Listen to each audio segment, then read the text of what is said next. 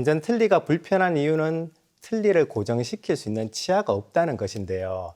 그래서 임플란트를 몇 개 심어서 치아를 만든다든지 아니면 자석 똑딱이 단추 같은 구조물을 이용하여 틀니를 잡아줄 수 있도록 하면 잘 드실 수 있게 됩니다. 임플란트 개수 또는 어떤 식으로 틀니를 할 건지는 반대편 치아가 또 틀니인지 또 자연치인지 또 구강 내 상태에 따라서 여러 가지 치료 방법을 생각해 볼 수 있습니다. 네.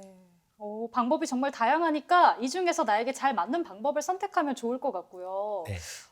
이게 그러면 누구나 다 가능한 건가요?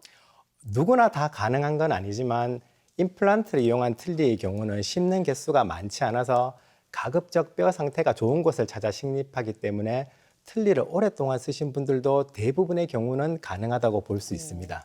예.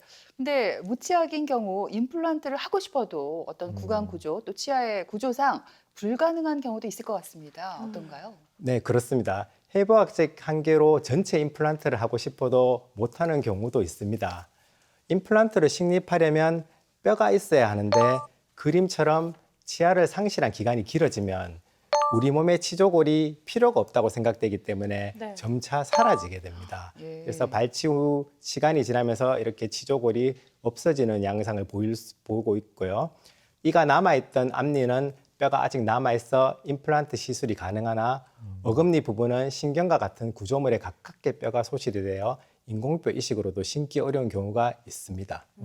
만약에 온전히 인공뼈를 심기도 어려울 정도면은 그러면 그대로 둘 수는 없고 그럴 때는 어떻게 해야 돼요? 그렇죠. 그럴 때는 전에 설명드렸던 임플란트를 이용한 틀니가 가장 좋은 치료 방법이 될 수가 있습니다. 그리고 심기가 불가능한 부분은 틀니로 대체를 하되 그런 틀니의 불편함을 임플란트를 심어서 좀 같이 보완해주는 그런 쪽의 보철 치료를 하게 되면 더 도움을 받을 수 있겠습니다. 그렇군요. 많은 어르신들이 또 보철 치료를 통해서 또 쉽고 뜯는 재미도 느끼셔야 되지만 사실은 보이는 것도 굉장히 중요하거든요. 맞아요. 그러면 이왕이면 틀니보다는 전체를 좀 임플란트로 식립하는 게 좋지 않을까 싶어요.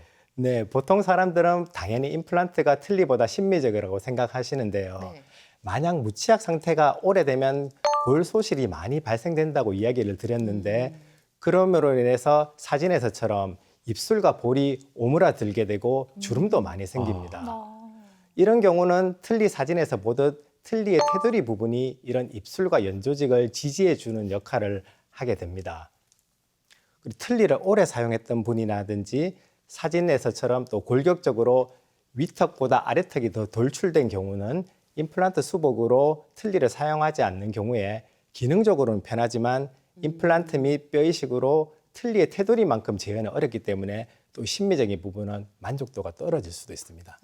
그렇군요. 그러면 무치약 환자들이 임플란트를 하기 전에 좀 점검해야 되거나 꼭 체크를 해야 한다 이런 사항들이 있을까요?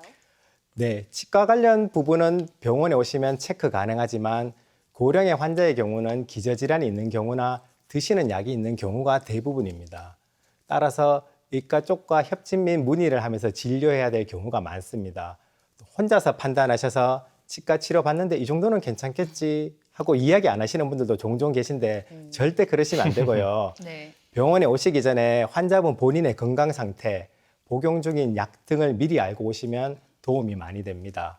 예를 들어 당뇨 환자의 경우는 약을 드시면서 당뇨 수치가 어디까지 조절이 되는지, 또 혈압 환자의 경우는 최근 측정한 혈압 수치 또는 그 드시는 약 중에 혈액순환제가 있는지, 또 골다공증 약 드시는 분들은 약 이름과 또 얼마나 오래 드셨는지 등을 알아오시면 도움이 많이 됩니다. 네. 병은 좀 널리 소문내라 이런 말이 있잖아요. 네. 예, 그럴 필요가 있을 것 같네요. 무치약 환자의 경우 이 치아가 28개라고 하면 이걸 다 임플란트를 해야 하는 건가요? 생각해 보면 현실적으로나 비용적으로나 굉장히 힘들 것 같습니다. 그렇다면 임플란트를 최소한 몇 개 정도 해야지 이걸 효과적으로 유지할 수가 있을까요? 네, 그것은 이제 나이에 따라, 성별에 따라, 교합력 차이 등에 따라서 다를 수 있습니다.